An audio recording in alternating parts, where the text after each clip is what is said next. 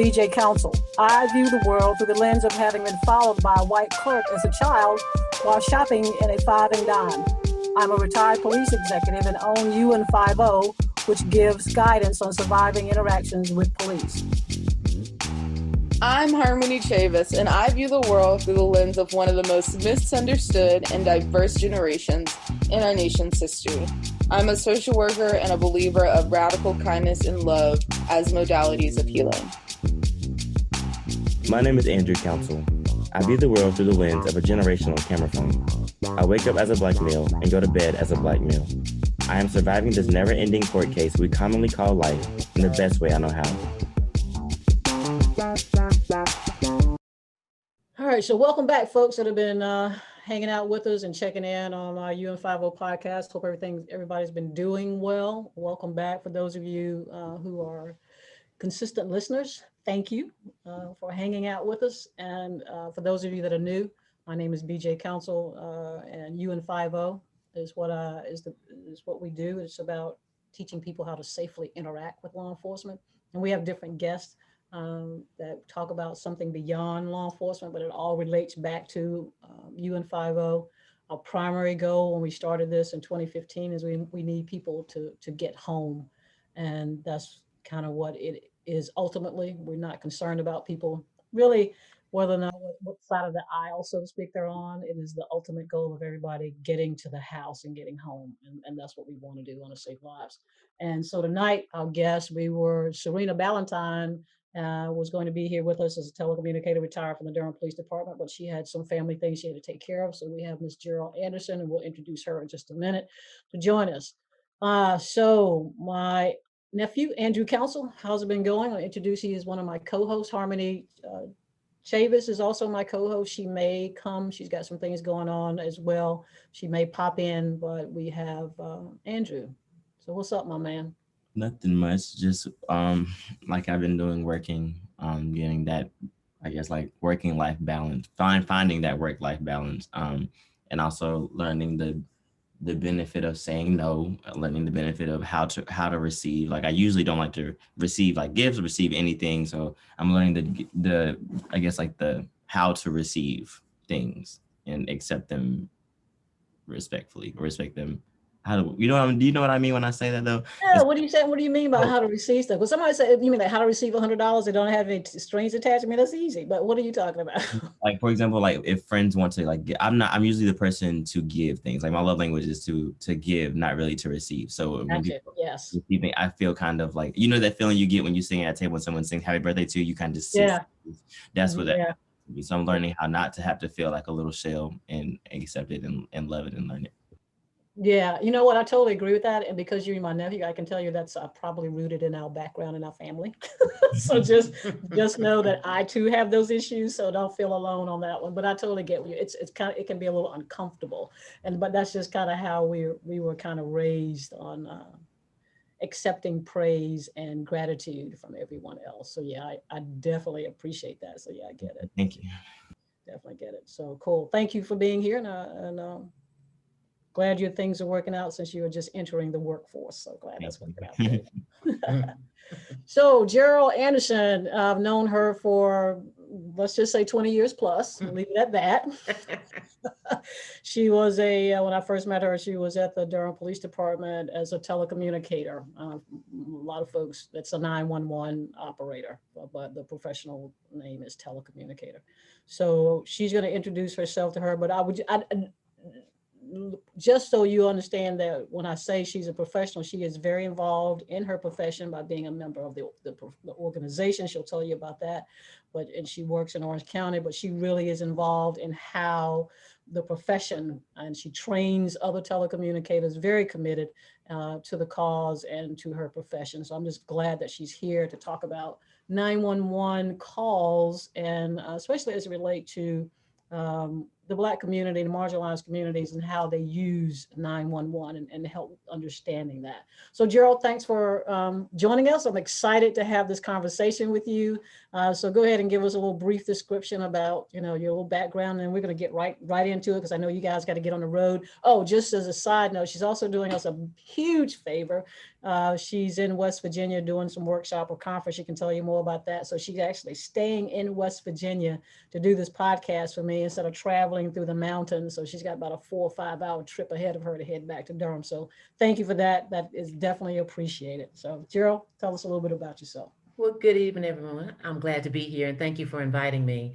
I currently work for Orange County Emergency Services, where I am a recruitment and outreach coordinator. So I am no longer in a full-time telecommunicator. I actually don't work for any of the 5 divisions of my agency. I answer directly to the director. In my career, my 30-year career, I have been a telecommunicator. As BJ alluded to, we have known each other for over 20 years. I started my career in Wilmington, moved to Durham to take the position of telecommunicator in the 90s, is all I'll say, and stayed there for quite some time before I worked for the North Carolina Justice Academy, where I was in charge of the telecommunicator certification course, which is still a viable product of training for our staff. I am a 24-year member of APCO, which stands for the Association of Public Communications Officials, and I am an active board member for the North Carolina chapter, which I have been most of my career. I am very passionate about the work that telecommunicators do, particularly the training that they receive, and I do have my own side training company, but I adjunct for the APCO Institute, as well as a couple of community colleges in North Carolina. So I stay busy in person as well as online. During COVID, my work life did not slow down at all. There's lots to be done. So Right. I'm glad to be here to talk to you about something that I'm very passionate about. Yeah, thank you. And as I said before, what we try to do at UN50 is try to look at the bigger picture. I mean, everybody understands, well, the reason I started UN50 was because of the killings of Black bodies about law enforcement. But having said that, I always say we want the community, we believe in reform and whatever needs to change in order to build a better relationship between the Black and marginalized community and law enforcement. But we also realize that we can't have this discussion in a vacuum. It's bigger than law Yes. enforcement. And so we bring folks on to kind of, what else can we do? How else can we do that? Mental health, schools, educators, all of that is needs to be part of this conversation and at the table. And one of the first things that also she didn't mention, that people talk about first responders, and the first things that pop in their mind usually is firefighters and police officers. And in reality, the first responders are really the telecommunicators. They're the ones that get the initial call. They're the ones that get that fresh and hot. And then they actually can make the call based on the information they're getting to relay to the firefighters or police officers. So if nothing else, if you don't take anything from this particular podcast, is changing your mindset when you hear first responders, and is the unseen responders, first responders that you don't see, and that's going to be telecommunicators or 911 operators. So just because I owe them, you know, my life is in their hands as to when I'm going to a call that could be volatile, as much information as I can get from them. So my hat's off and my respect for her, the work that she does and her colleagues, is to acknowledge the fact that the true first responders are actually the 911 communicators and telecommunicators. So I just want to make sure people know that if you take anything away from this moment, that they are the first responders. And I mean that I'm not, that's coming from the gut, because I know I had to be trained by the old school person that said I was speaking too low when I first started working at the Durham Police Department. And what she basically told me, if you speak low, I can't get you help. And so I had to train myself, you know, like Andrew, you saying, receiving stuff, getting information and coming out of my shell. If I get in a situation, and she was teaching me, you got to speak a little louder. And I got that from a 911 communicator. I did not get that from an officer. I got it from a 911 communicator concerned about my safety. So that's real. That's So right. I'm sorry, go ahead. no, go ahead. So just to piggyback on what you said, we do teach them when we're training new telecommunicator staff that they are the first responder, and they're the first responder telephonically. They're not there on scene, though technology is soon coming that they are going to be there, not just with their ears, but with their eyes. Wow. And so we're already starting to think about how are we going to train them and prepare them for what they've never been able to see. Mm. And the things that they can see now are, we can't even, imagine what it's going to look like, but we're going to have to train them psychologically how to deal with some of the things that our responders in the field have always been able to see. So that's another podcast coming. Woo, yeah, I knew that. Well, you know Yeah. what? That's the first I've heard of it. That's going to be, that's a game changer, like you said, psychologically, because they're going to be seeing some of the stuff either just before it happens or when it's Or happening. in Yeah, progress and or in right progress. after. Yeah, Right. you're exactly Yeah, and right. So they're I like, didn't mean wow, to freak no, you out, but that no. technology, just for FYI, has been around for quite some time. I remember going to a conference many years ago and got to preview it. One of the first people to preview that type of technology. It's been around and has now been refined, but it's very expensive. And Mm. so it has taken up until now for agencies. Now we're trying to get them on different things and get everybody moving in the same direction, but it takes a lot of money. Well, since you brought it up, and I mean, I don't want to belabor that, but Oh, also, sure. so when this happens, what is it that we're going to be hearing? What is the name of that when we hear it? What is it called? Well, it's probably going to be toward part of the EZInet, which is what agencies are now. It's a new, different phone system because Okay, we can do text to 911, right. and pretty soon people are going to be able to send us pictures. Okay, Like I said, it's already here. And the next thing they'll be able to send us is video. okay. And you call it EZInet? Yeah, it's part of the EZInet setup, and the Durham agency is already has EZInet installed. Okay. Orange County just had ours, and it's in the testing phase, and it's going to be something that's going to be in all 100 counties eventually. Wow. And so Wow. it's here, it's Woo. live, it's now. You Wow. know, we used to call it next gen 911. It's now Wow. 911. It's now. But to get us back to where we were, in my career, and was very fortunate, BJ, to work with you. You were always, and this is true, y'all, she was always one of the good ones in the field. Um, I didn't know someone to tell I had to speak up, but I'm glad they did because I always could hear her. She was always very clear in her traffic and always respectful to communications, which is great. We are the unseen people. I like to tell when I train people that we're the first ones. Without us, nothing gets started. Most of the stuff you're going to get comes across a 911 or an emergency or non-emergency line. And so, what I would want to share with people tonight, which is very important, is that never think that the telecommunicator that takes your call doesn't know that it's an emergency. Mm. Okay. We know that whatever the situation is for that caller, it's an emergency to them, even if in our training, we know that it's not a quote unquote true emergency. The public is not trained the same way that the 911 staff is. Okay, so when I'm training staff, I tell them that you will be trained and you know what it is, what a true emergency is. The public does not. But when BJ and I were coming up, the public service training that we got and everyone got was the same. In an emergency, dial 911. It was plastered against every police car, law enforcement agency. In an emergency, dial 911. That was all the training that the public used to receive. And Mhm. so we never took time to teach them what a true emergency is. And because of that, the 911 system gets a lot of calls about a lot of things that have nothing to do with the services that we provide. But the public has been trained in an emergency. That means if my toilet overflows, that means if my neighbor's playing loud music and I've been over there twice and the police have been there twice, that means I need to know what time it is. I need to know what day it is. I need to know if the parade route is still going to go the same way. What time does the parade start? What Woo. time do the fireworks start? How do you spell the word monopoly? That means anything that anybody doesn't know what to do, comes to 911. And I need people to understand that there's a reason why we have non-emergency numbers. But if you call 911, we're going to help you.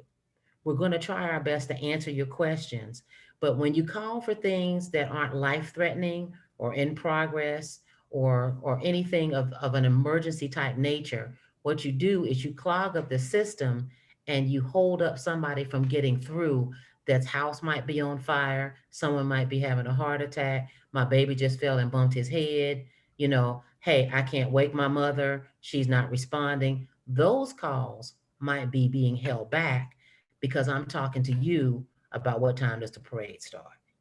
So you actually had some, I want people to understand what that list she just gave is what actual telephone 911 calls that come in. Somebody actually calls you to spell monopoly?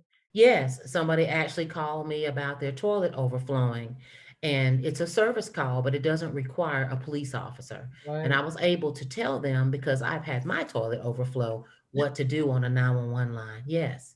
Wow. I have had to tell people what day it is, what time it is. Are people call a lot and want to know, are the roads open when we have inclement weather? Yeah. Instead of turning on the news. Right. And Exactly. I'd like to just share this because it's going to snow again one day in the winter, or we're going to have ice. And when the highway patrol or the newscaster says, please do not call 911, please don't call when your power is out. We don't control that.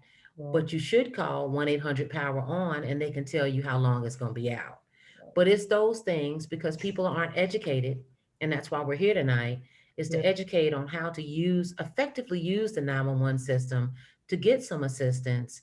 And whatever we're not doing right, we're going to try to help you fix it so that you don't get frustrated. The Yeah. people working in the system don't get frustrated. But one of the things I tell our staff is that they don't know how the system works, Right. and they don't care when it's their emergency. Yeah. All they care about is, could you please send somebody?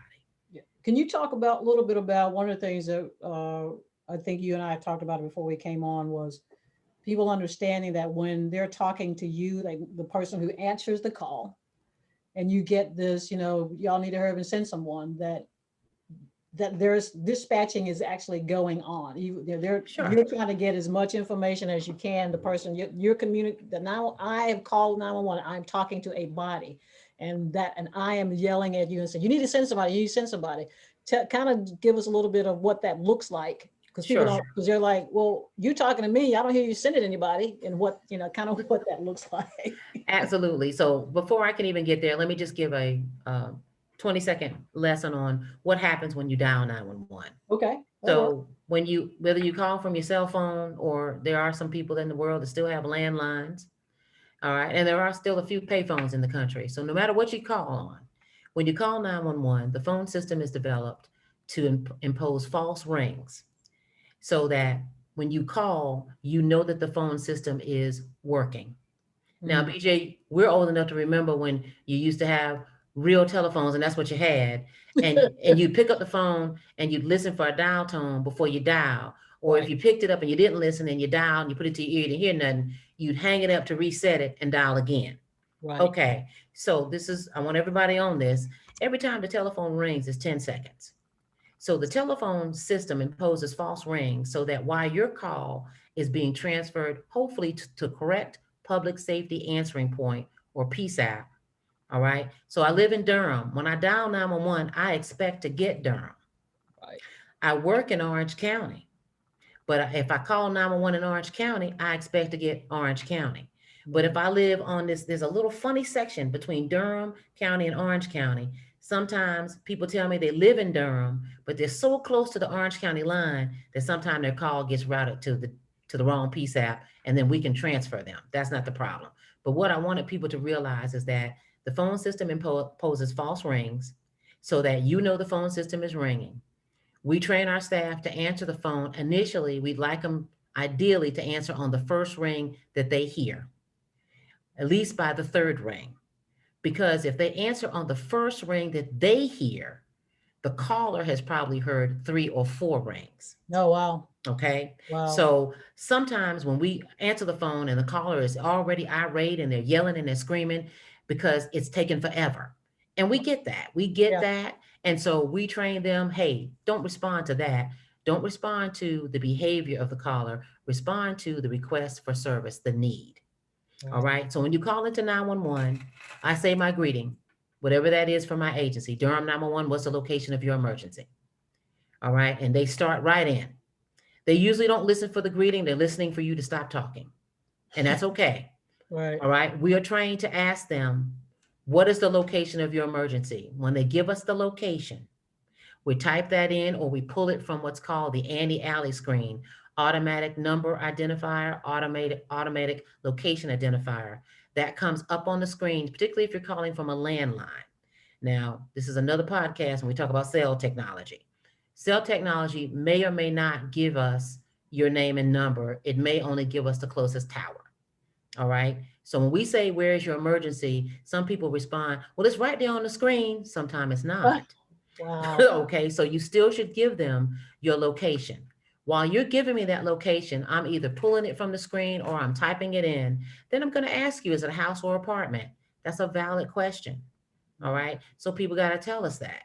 All right. Now, the thing about the Durham agency is they are what we call a protocol driven agency, just like Orange County, where I work.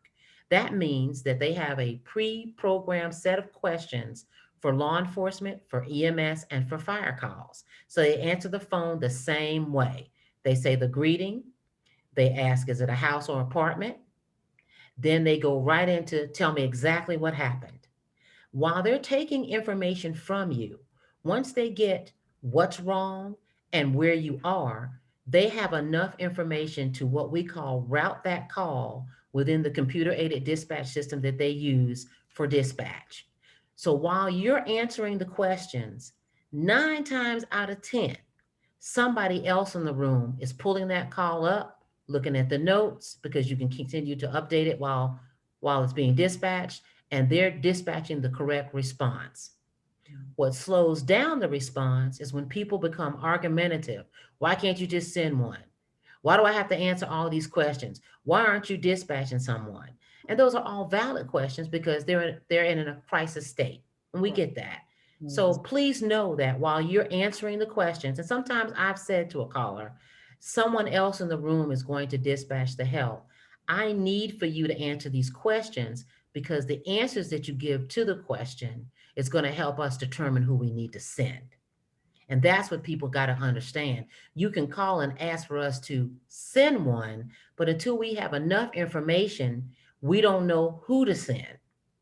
What you may tell us may require law enforcement, fire, and EMS, but we won't know that until we get some information. All right.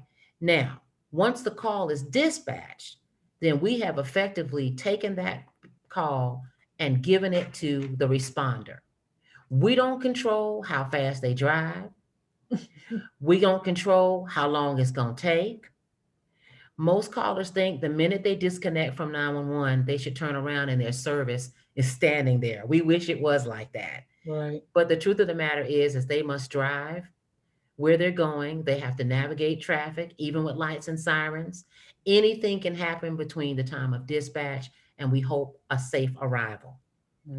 When people continue to call back and put pressure on the telecommunicator staff, we are trained them to ask, has anything changed since the last time you called? Okay. And if it has, we take that information and then it is broadcast to those field units that are responding. Okay. Does that help? Yeah, it does. I mean, Okay, great. yeah, because Andrew, I mean, I've been in the field, so I mean, I kind of know what she's talking about. How is it helping you out? Are you hearing anything that you hadn't heard before, or what? Yeah, I'm learning a lot. I don't know. I wasn't aware of how the process works, or I've only called 911 one time in my life, so I wasn't sure about the process of how it works. So yeah, I was educated a lot. And so, Andrew, since you've only called once, what people may not be aware of also is that we are always willing to stay on the phone depending on the nature of the call. If it's a domestic violence, say it's that type of call, and it's an active domestic, and the victim, the person that's being violated, if you will, has snuck away and has been able to make a phone call. We will tell that person, we're able to stay on the phone. Do you want to stay on the phone? Is it safe for you to stay on the phone? And if it's not safe or they feel like they need to go hide, then I have said to many callers, that's fine, go hide, but do me a favor. Don't hang up, just lay the phone down. And they said, lay the phone down. I said, you just lay it down. That way I'll be on the phone in case you need to tell me anything else. You don't have to call back. I'm sitting right here. But what I really need that phone off the hook for is so I can continue to hear what's going on and relay that information to the responders. Because 17% of law enforcement responders in a domestic violence call are ambushed before they ever exit their vehicles in the United States. So it's very important that we have a phone line, if nothing else, and we put that in the notes. Caller went to go hide, but the line is open, and then we tell what we can hear. And if we can't hear anything, that's okay too. But we sit there until we hear them say those magic words of on scene or 1023 if they're talking in 10 codes. And then we still stay until we hear them in there talking to the person and we tell them they can go ahead and hang up the line. And that's just one example. That's If it's that. Oh man, those statistics are really that's pretty cool. I've never heard those statistics. I mean, I think I know it on some level, obviously. You know what I'm saying? But to hear you talk about it from that side of the call, that's really that's powerful. You know, in a whole lot of ways, because I know because that's domestic violence is probably number one thing for law enforcement yes, as far as injuries and or death is being in the middle of that. So that's extremely powerful. I think what I want to kind of, you've talked about, trying to get information. I kind of want to get your opinion and your insight a little bit on, how we need to, just from your perspective, how do we need to evolve into what is it going to look like as we do police reform, and that the community doesn't see 911 as a default for everything. What is that going to look like? Because all the discussions now, and I kind of sent you something. I think I don't want to go into that too much about the video that I sent you about choosing what type of person you want to come. I kind of just want to talk about what do you think that would look like, and how do we need to intentionally approach that? What is that system going to look like when I go? I'm having a mental health crisis. I'm about to commit suicide. What if you had a magic wand, what would that look like? So they don't call 911, or does there need to be another 3-digit number that people call? And there is a 3-digit number, how do we get them mental health persons to help them instead of just defaulting to 911? we're going to need to do serious, and I do mean some serious education. Yes. And we're going to have to do it with consistency on all levels. Right now, in my position at my current employer, I am the face of our agency, so I am getting to talk to children and starting very young, teaching them about 911 and how to use the system and when is the right time to call and why it's not cool to play on the phone and waste resource time and money. Right. But we also have to reach out and talk to the grown-up part of our society who got that 30-second class, which was in an emergency dial 911. They're the tougher ones because they learn what they learned and they don't want to learn anything new. It's a default. Well, I don't know what to do, so I'm going to call 911 because it's an emergency. Right. What we got to teach them is what a true emergency is versus when you might need to call a different resource to get assistance, or this is something you really can handle, and give them the tools to do that. Right. Our system is overtaxed, Yeah. underfunded, and understaffed. And the calls continue to mount in the number of service calls every year. People are impatient. People don't want to wait. And the system is not designed to hold all of what it does. So if I had a magic wand, I would have bunches of me, you don't have to look like me, but bunches of people like me that are willing to go out and educate and give people other options and not use 911 as a default. Use it when you really need it because the resources are valuable and we don't have enough resources. So we all are pulling from the same thing. Yeah. I want to go back to what I think you said as you were just talking about the resources, and having, trying to figure out. Well, let's talk about the guy in Windsor, Virginia. I Okay. sent that to you. That we'll have a link to a little bit about the individual. He was shot couple of months ago, and he survived. But he called, and basically just the reason it kind of resonated with me, and I wanted Jeryl to kind of chime in and help me with that. And while we're talking about this telecommunicator piece, is he called 911. Basically, the gist of it was his brother wouldn't let him in his mama's room. There's more to it, obviously, than that. But for me, and what we're trying to figure out, and you kind of hinted at that, is that's not something you need to solve your own problem. The government does not need to be coming in your house trying to stand in between you and your mama. And now he walking around with 9 pieces of lead in him. He survived it, and then the officers is being charged for that. So when she said some of these calls that are coming in are just you or the community or the members of the community not understanding or how to handle their own stuff. Yes. And so now you got the government in your space, Popo, and now Popo kills you because you called about your brother not letting you in your mama's room. And we get that, and those are the kind of things I think Jeryl could also possibly, you're calling us about stuff, Monopoly, but you're calling us about stuff. Popo really don't need to be in that arguing with you because you caught your boo doing somebody else. We don't need to be there for that.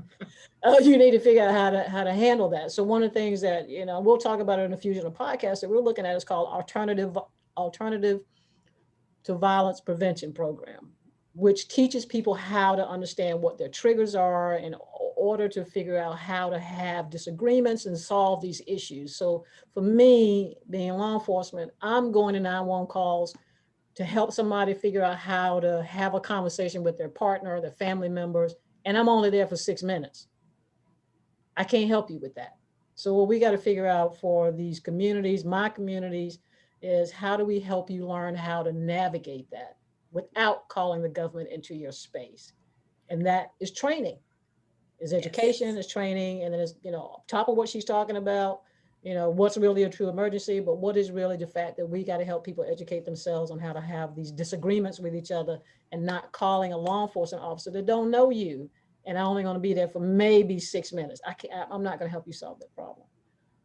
So I think that's very key. Okay. On a bigger scale, but that's part of the resources that are being pushed to the limit, and the resources aren't there for us through 911. And we just got to figure out how to, that the system is not, 911 is not built to help you get you into your mama's room. Just not. And so, like I said, we got that. You want to kind of talk about a little bit about this? Is, like I said, this is a gentleman that called 911 about this argument, and then Jeryl's going to kind of go a little bit through what she sees from the telecommunicator side of that, and then I'm just kind of, like I said, talking about I don't really need to be in this. I don't need to be dispatched to this. This should be something he and his brother should handle without calling the popo. Exactly. And so I understand they're going to put the link out for you. So Yeah. when they put the link out, it's an article, but it also has some live links in it. And if you click on the live link, you'll be able to actually hear the call, which also is transcribed on the screen. And if you hang in there about the 8-minute mark, you'll also get to see some actual body cam footage. It's not the greatest footage because it happens at night. But when I listened to this, BJ sent it to me and I listened to it, and the first thing that struck me was the telecommunicator that processed this call for service was very familiar with this caller. She could call him by name. And what that told me is that this is a great example of what BJ was just talking about. This person, his brother, his family, probably are what we call in the business frequent flyers. That means they call a lot. And that when she sees that address and phone number pop up, she already knew which brother she was talking to. That's how much they call. And I don't know this to be true, but what I do think is that based on the audio that I heard, that she asked the weapons question, which she should, because she hears him say something that's key on the call. Hey man, let me hold your gun. And his brother begins to argue with him in the background about why you need my gun. So she does what she's trained to do. Somebody said the word gun. I'm going to ask, do you have a gun? Do you have a weapon? At first, he says, it sounds like he says yes, but then he ends up saying no, nope, very clearly, and it's on this transcript. But because she heard that word, and her job is not only to get help out there, but to also protect the responders. She Right. puts her notes in the call narrative as she should, which sets the officer up to respond to a suspect caller that may be armed. Mhm. And the situation goes downhill from there. He's very fortunate that he lives to tell the story. But if he hadn't been on the phone asking for help for a personal problem that he and his brother could have worked out Right. and mentioned a weapon, the story might have been something different, or there might not have been a story. Right. Yeah. As soon as, So yeah, go ahead. yeah, and I appreciate you saying it. As soon as the word gun, and because they're professionals, and we're gonna want to know, I mean, and then we start adjusting as we're en route to that. People don't really understand. Once we hear gun, as we're en route, we're already going, where do I need to stand? What it's gonna look like? I mean, we're already figuring out the landscape as to what we're going to be and how we're going to operate, because now they've just dropped a gun into the conversation. Because the bottom line is, like I said, we do UN 50 for everybody to get home, to include the popo, So yeah, Andrew, you got anything? My question is, I am curious about like in regard to the calls that you were receiving when you worked as a dispatcher, and I guess like hearing the different calls that are coming or that we see now being publicized throughout the media and stuff like that, in regard to race relations just in general. There's like this video that I know that, or probably a few of them, or probably that you have seen as well too, of Caucasian women calling the police or calling 911 for people for just being black or just doing natural things. And I guess like as a black woman, how do you find your placement in answering calls that are similar to those, or what is your view personally, if you don't mind sharing your own personal opinion? I do not mind sharing, and that's not a new thing, Andrew. That's not a new thing. Unfortunately, Caucasian people have always called the police on people of color. I will tell you of a one call that I took when I worked for the city of Durham, and it was a Caucasian female. She called 911 and complained because there was a black male standing on her street. And so I asked, what was he doing? Well, he's just standing there. And I said, well, perhaps is he standing there because it is a bus stop? I just asked. And guess what, Andrew? He was standing there because there was a bus stop. He was waiting for the public bus service to come and catch his ride. I was lucky because it's not always going to be that way, but they always have called the police on us. We're standing somewhere, we're doing something. You saw that heightened during COVID, particularly. We can't go to the park, we can't take our dog to the park, we can't have a cell phone that looks like your cell phone when you lost your cell phone, right? So we must have stole your phone. Y'all are familiar with Yeah. that Yes. situation in New Yes. York. I think it was New Yes. York. Yes. Yeah, so it's always been that way. What you're seeing now is that people are tired of it having been that way, and we're beginning to respond, and that's getting us hurt and getting us killed. Right. How do you gauge in regard to receiving calls such as those as to what's really danger and then what's not? If someone calls the police on whether be it may black people who are necessarily being black or actually endangering other people's lives, how do you gauge what's danger and what is not? Based on we ask the questions as we are trained to do, and because we're working now with mostly protocol driven agencies, we have to ask the scripted questions, and based, Andrew, on their response, then we point and click on, then it'll take us to the next thing. But if I can just pause there and tell you what it used to be like before we were protocol driven, was you had to fix your face and your voice tone and take the information, no matter how I felt about it, because some of it was very offensive and is very offensive. But you take it, you put the notes in, and we dispatch the call. That is the professional part of doing the job.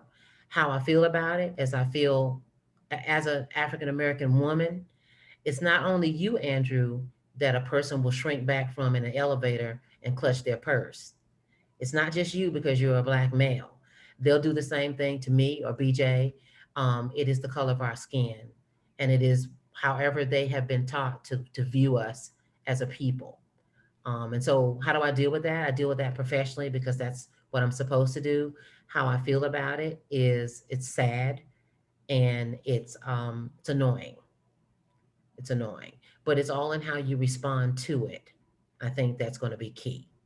Cool. Thank you for that. BJ, can I ask like one more question? Absolutely. Yeah, go right ahead. My other question is this is necessarily, I guess it's related to that, but then it's kind of, I guess, not related to it in the same sense. But I watched a couple movies and also read a few articles just on 911 dispatches just in general. But how do you, when you were working specifically in that field, I know it can be an emotional, like pulling type of role. And I guess like, how do you, or did you have to apply apathy to some situations where if you heard situations that were people were screaming in your ear, like I know personally, I couldn't imagine doing what you did. Like I commend you for the work that you did, because I know I would leave and be crying every day when I would be going home just because of the emotional weight that I had to take on every day. Or I guess how did you cope with dealing with that position emotion? Okay. That's a great question because what we tell people when we hire them is it is a very stressful job. And here's another stat for you, BJ. It is number three on the scale or on the list of most stressful jobs. All right, we're behind air traffic controllers and neurosurgeons. Whoa. We're number three. Wow. And I'm so what they tell us with the stress is you have to have some good coping mechanisms. And I wouldn't say, Andrew, that you couldn't do the job. You have to let the training, you have to trust the training and let the training work. So we sound very apathetic and we sound very, you know, in control while we're on the phone, 99% of the time. And how you do that is you let the training work for you, but it doesn't mean that we don't feel the caller's pain. I'm not going to tell you that I've not hung up and had to go take a break, that I haven't cried after I hung up because I'm always struck, even now, at how horrible we can be to each other Yes. and things that people will do to each other. You're like, are you kidding me? I would rather be cussed at, and oh, I have been, than to hear some of the things that people do. So good coping mechanisms. When I came back in the day, and BJ, they probably told you the same thing. When we leave work, when I close my locker, I left work at work. I trained my friends and my family not to ask me about what happened. Oh, I saw this on the news. I trained them not to ask me because I wasn't going to discuss it. I told them for 12 hours, I have lived the news and I don't want to discuss it when I get off. And you really have to have a separation. That doesn't mean that it did not weigh on me. There are some calls that were very, very tough to take, tough to listen to that, tough to know that I've done everything that I can do. And even though I'm the first unit on the scene, I'm not there physically. You know, hanging on that on the line with a lady. This was a real call that I took. She was at a friend's house. She was 9 months pregnant, and she was at a friend's house trying to get some sleep. Now, I don't know why she couldn't sleep at her house. I didn't ask her that. She called because somebody was at the door, and this is what she said. They're knocking on the front door like they're the police. And I said, well, did you peep out to see him? Do you recognize him? And she says, I did peep out. It's a guy. I don't know him. So while I'm on the phone getting the information from her, I got the address. I've made the call. I've routed it. I'm still getting information. And she's trying to tell me what he looked like. All of a sudden, she went from chatty to silent. And she says to me in a whisper, help me. Now, I've already told you she's 9 months pregnant. Where can she hide? Absolutely nowhere. So, what's happened while we were talking is the guy has left the front porch, gone around to the side of the house, found an unsecure window, come in the window, and is standing in the doorway of the room, and she can see him and he can see her. So, that's a situation. So, I said, is he in there with you? And she says, yes. World's dumbest criminal. There was a phone in that room. He picked the phone up and says on the line, who this? That's exactly what he said. And I said, This is the police. He hangs up his extension, runs to the window, jumps out said window. It's raining and muddy. But right about that time, the police say, we're on the scene. They actually said we're 1023 Durham. They see him jump to the ground and chase him. He falls down in the mud and they apprehend him. She goes into labor and I have to dispatch an ambulance. Baby's fine. Baby probably grown now. That happened very early in my Durham career, but it scared me to death. All I could think of, Andrew, at the time was this lady is going to get killed and I'm going to be on the phone with her. There is nothing I can do but stay on the line. I'm not there, but pray for the police to get there, and they did. And that's kind of a, I hate to say a typical day, but that's day shift. That happened during day shift. A dreary, rainy weekday when she should have been able to take a nap. But there was this little band of bandits running around Durham at the time, BJ. I don't know if you remember this. And their MO was to bang on the door. And if they didn't get a response, then they would break in. Yeah. And it was around the same time when a couple of them actually got shot by homeowners that were home Mhm. and decided to take matters into their own hands. So um, I let the training work. I was very, very grateful. And I was working in the center that day, and it went down in history that I took a break, like a real break. I left the center. I was like, I need to take a break after this call. Tore my Yeah. nerves up, but I was so glad that it turned out the way that it did. So what kind of coping tools or skills, what kind of, what do you do to kind of decompress? And I hear you say that because you're right. I mean, I, it's a lot. It's a lot. I mean, you hear it, we see it, but we got to figure out how to process it. Because I still ride by different places in Durham to this day, and I know what happened in that house. I Yeah, know what happened on that corner, and I still have that in my head. I mean, so I've had to deal with that. I mean, it's a little bit of that PTSD on a small scale, so to speak. But what kind of coping skills or tools do you use to process? I mean, I do cartoons. You know what I'm saying? That's what I do. I watch a lot of cartoons, crank up the music in the house sometimes. So what are some of the things that you do to kind of help you decompress?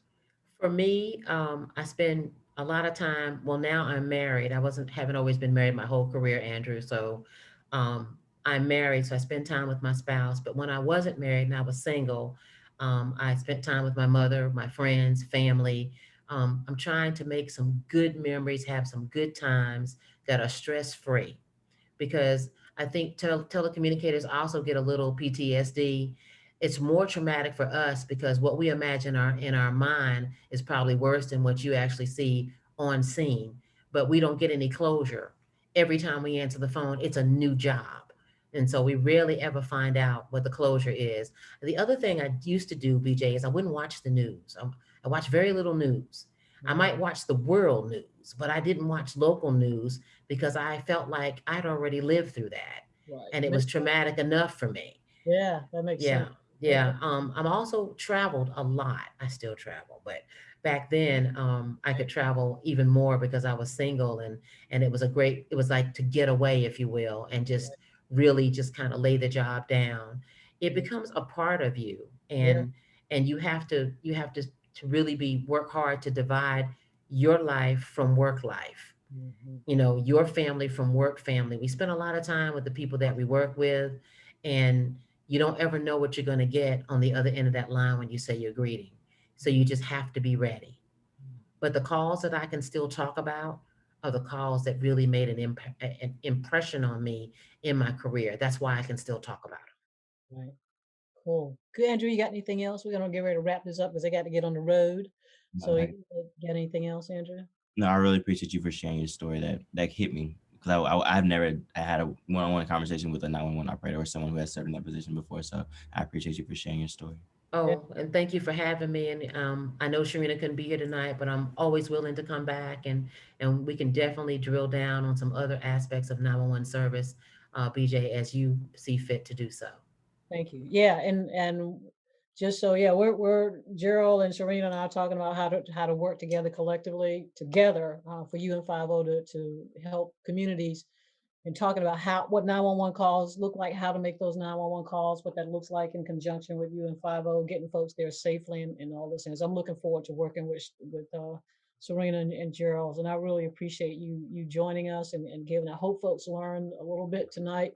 And one thing that we want folks to understand is now what 911 is and is not, and then also trying to help folks understand that we need to figure out with purpose and intention as to what something else looks like for police reform to help folks who are in other crises, beside needing to use what we now appears to be in a lot of our marginalized and Black communities as default for everything.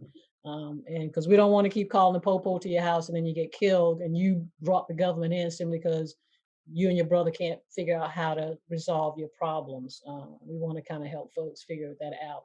So I really appreciate your time, and I appreciate your other half that's with you, that's going to get you home. And I hope you guys have a safe travel. Again, I really Thank appreciate you. it. Anything that you like to before, because I kind of like for you to kind of anything you'd like to leave with the citizens, the community folks that are listening, just a parting word, a word of wisdom as it relates to 911 or Most telecommunications. definitely. I was going to ask for time, so thank you for Yeah. giving it to me. Oh yeah. What I want people to know is that when you call 911, or if you call in a 7-digit number to get into the communication center for service, but particularly 911, if you change your mind that you no longer need the service, please do not hang up. If you hang up, they are trained and have policy and procedure that they will send a police officer to your address to make sure that you are okay. So if you change your mind, simply stay on the line, or if you misdial, simply stay on the line and just say to the person that answers, I'm sorry, I no longer need the service, or this is a misdial, but I didn't want to hang up. And they will say, thank you so much for staying on the line. Have a good evening, good day, and they will disconnect with you. Because every line that gets abandoned by someone that called must first be called back, and then if we can't get you back on the line to tell us that everything is okay, we must send someone to make sure that you're okay. Wow. Cool. Thank you very much. Thanks for that wisdom. Andrew, you got any closing words? You good? That I could think of. She closed it. She did close it, didn't she? Yeah, that's for sure. All right. So thank you, folks. Like I said, for those of you that are joining us and for those of you that are newly joining us, thanks for coming and hanging out and listening to us. I hope you picked up some tidbits. As always, stay well, stay safe, and peace.